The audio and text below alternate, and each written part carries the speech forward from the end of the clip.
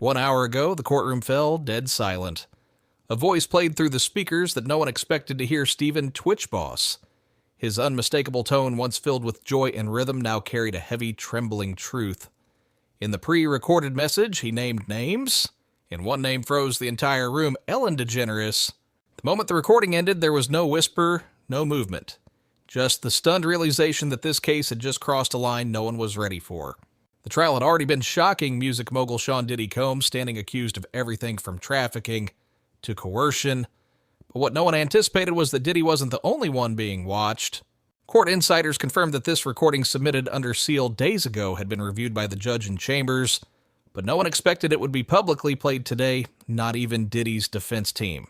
In the recording, tWitch described in painful, direct terms how he had been passed around in elite circles, expected to stay silent, smile, and entertain.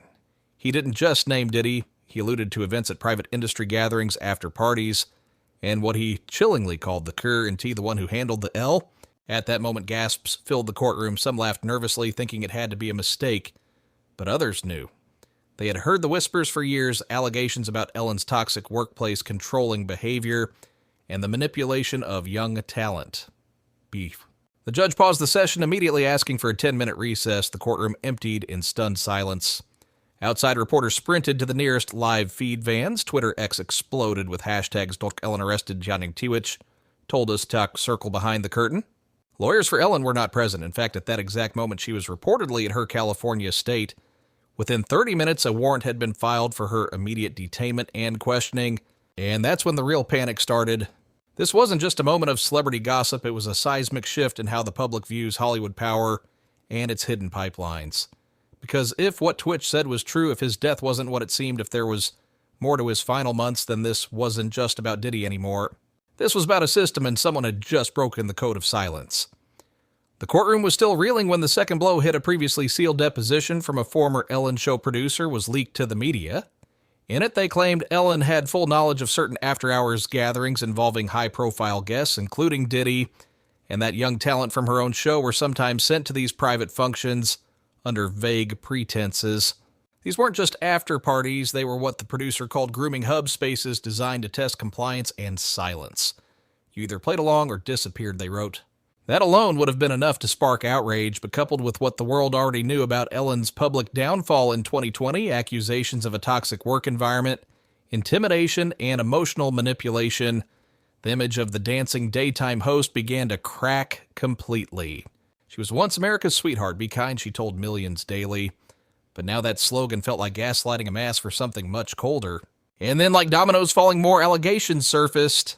An anonymous dancer from So You Think You Can Dance, where tWitch had risen to fame, came forward. She described Ellen's private influence behind the scenes, not just as a judge or host, but as someone who allegedly curated access to VIP opportunities for those who were willing to comply. She never said it directly, the dancer claimed, but everyone understood what staying in her good graces meant. Another former staffer from Ellen's production team spoke to a YouTube news outlet under anonymity. According to them, there was always this quiet rule: don't ask about the private invites. If you do, you're off the list. It wasn't just about Diddy. It wasn't even about abuse in the traditional sense. It was about power, who had it, who could trade it, and who could disappear someone with a single phone call. Legal analysts began unpacking what this meant.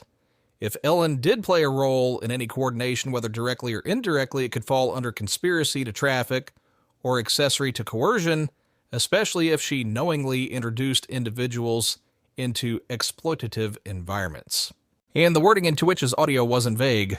She was always the one who told us where to go, he said. She made it sound like opportunity, but it was never that. Investigators are now re-examining tWitch's final months. His death was officially ruled a suicide, but his widow Allison Holker had long insisted that something didn't feel right, that he had seemed off-paranoid, even scared in the final weeks. Friends described how he started pulling away from Hollywood connections and refused to attend certain events, even ones hosted by Ellen. At the time, many chalked it up to stress. Now it looks like a man trying to escape something. The courtroom wasn't just dealing with one scandal anymore. It was unraveling an entire web of complicity. And Ellen, who had spent years curating her image as a safe, friendly face, suddenly stood at the center of it. By the end of the day, her legal team had released a statement. These claims are deeply upsetting and categorically false. Ms. DeGeneres has always upheld the highest standards of professional conduct and cares deeply about the well-being of everyone she works with. But public trust wasn't waiting for the courts. The hashtags trended faster than any PR firm could respond. More people began asking, what else did we miss? Who else was involved? And most disturbingly, how many more recordings are out there? Because if one voice had cracked the surface, there might be more beneath it. When court resumed, all eyes were on the judge. He didn't waste time. With a composed but commanding tone, Judge Harris stated, "This court will not allow influence, reputation, or media spin to deter the pursuit of truth." Then he did what few expected. He authorized a direct detainment order for Ellen DeGeneres to be held for questioning in relation to alleged facilitation of criminal activities mentioned in the tWitch recording. The courtroom broke into murmurs. Several jurors looked visibly shaken. Reporters scrambled out the doors, again phones already in hand. Outside the building, the atmosphere turned electric. Protesters had already started gathering. Some held up signs with Ellen's face crossed out, others with handwritten notes. tWitch tried to tell us, "Silence is complicity. Believe the voiceless." Legal experts weighed in across every media outlet within minutes. CNN called it a legal earthquake. MSNBC used the term precedent-setting accountability. Even Fox News agreed on one thing: the judge's response signaled a watershed moment for celebrity immunity in America. But this wasn't just about Ellen. Judge Harris made one more unexpected move. He ordered a temporary protective review of Hollywood-linked charities and mentorship programs, especially those associated with dance youth talent and LGBTQ+ outreach, which had reportedly been used as recruiting pipelines. That order stunned even longtime court analysts. It meant the implications of the case were no longer just criminal. They were cultural, structural, institutional. In an emotional statement on live television, tWitch's mother, Connie Boss Alexander, broke her silence. "My son was bright. He lit up every room, but he was carrying a pain that none of us understood. Today, I think we finally heard a piece of it, and I want to say he wasn't weak. He was brave. He told the truth." The sentiment echoed throughout social media, but beneath the sympathy, something darker brewed: fear. Fear among those who were once protected. Agents started distancing themselves from legacy clients. Former Ellen staffers were contacted by prosecutors for sealed testimony. Some refused to comment, others vanished off social media entirely. And it wasn't just Ellen now under fire. Names mentioned in association with her began surfacing online: former collaborators, event hosts, talent recruiters, many who had once been the face of positivity and empowerment campaigns. A former studio security consultant anonymously described being told to ignore things that didn't feel right when events took place at Ellen's mansion. They called them retreats, he said. But no staff was allowed near the guest house after 9 p.m. That's when the real guest list started showing up. Meanwhile, Ellen's team scrambled to respond. A second statement came hours later, calling the court's move unconstitutional and media-fueled. But even insiders admitted privately she was losing control of the narrative. And here's why that mattered. Ellen wasn't just a celebrity. She was a brand, a gatekeeper, a kingmaker. If the court was willing to take down her, then who is truly safe anymore? Because the moment a judge uses the words pattern of grooming through entertainment institutions, you're not just watching a trial, you're watching an industry on fire. While courtroom proceedings turned chaotic, the world outside became even louder. Within hours of the judge's detainment order, Ellen's brand empire began to collapse. Sponsors pulled out, retailers quietly removed her ED by Ellen products from shelves. The streaming rights to her daytime talk show were temporarily suspended on one platform, and several of her charitable partnerships went silent. No updates, no statements, just digital ghosts. But something deeper was happening. People started talking.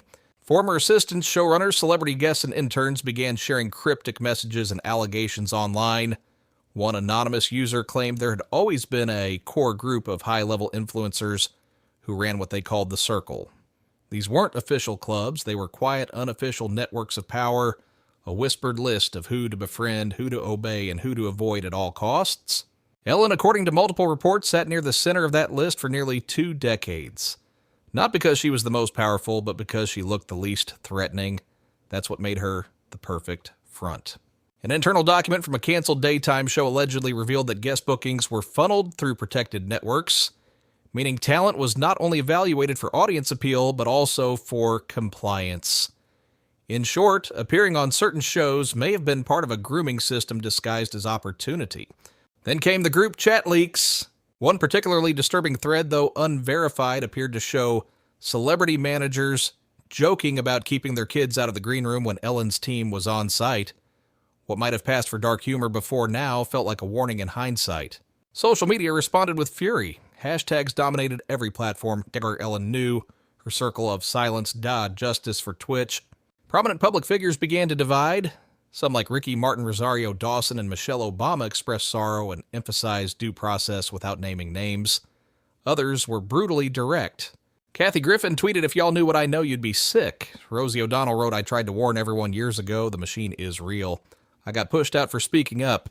Even Oprah, long silent on such matters, posted a cryptic Instagram story that read, "It is never too late for truth to speak louder than branding." And through it all, Twitch's story loomed like a ghost at the center of it all.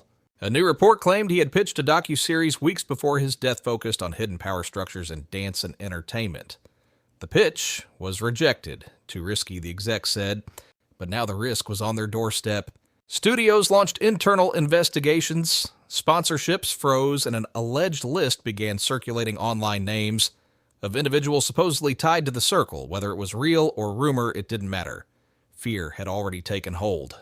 Because for the first time in decades, Hollywood was no longer protected by its silence. The rules had changed, the mask had cracked, and the world was no longer buying scripted apologies or shiny PR statements. The truth power doesn't disappear, it just shifts. And someone had decided it was time to take Ellen's away. As the fourth day of testimony wrapped, something unusual happened. The prosecution introduced a second recording, not from Twitch, but from someone else who'd been silent for years. It was a former network executive voice, distorted and name redacted, describing a string of cover-ups surrounding Ellen's show. According to the voice, every time a complaint surfaced, whether about inappropriate touching, coercive behavior, or talent being shuffled off the air, after raising concerns, it was handled internally, always. "We were told she's untouchable," the voice said. It came from the very top. There was a bigger machine behind her.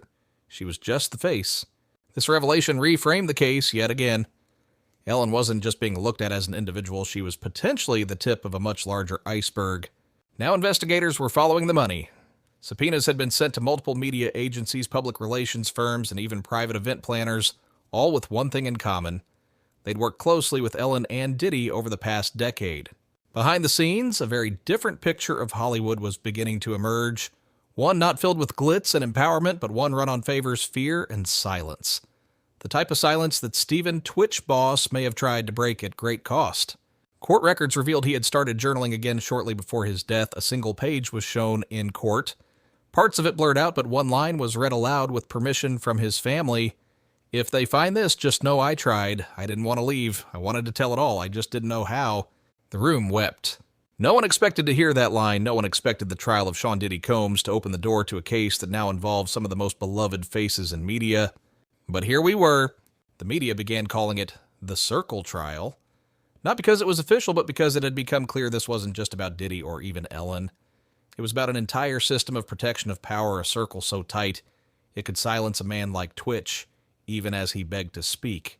Social media exploded with testimony clips, call-outs, and side-by-side comparisons.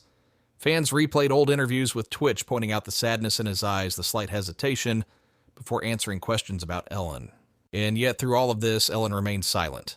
Her state had reportedly been locked down, drones hovered overhead. No new statement was released after the judge's order. Rumors suggested her legal team was negotiating a sealed cooperation deal, but no one could confirm it. Back inside the courtroom, Judge Harris closed the session with a quote, not from law books, not from history, but from Twitch himself, taken from a 2021 interview. "Sometimes you gotta dance through the noise until somebody finally hears the beat." The room stood silent. No one moved, because now everyone had heard the beat. This trial began as a celebrity scandal, but it became something far more disturbing, a spotlight on the unseen machinery of entertainment, where smiles can hide control, and fame can shield complicity. Twitch tried to speak through recordings, through gestures, through his withdrawal, but the cost of telling the truth was too high. Now his voice may finally lead others to speak out. How many more names are still hidden? This is more than a trial. This is a reckoning.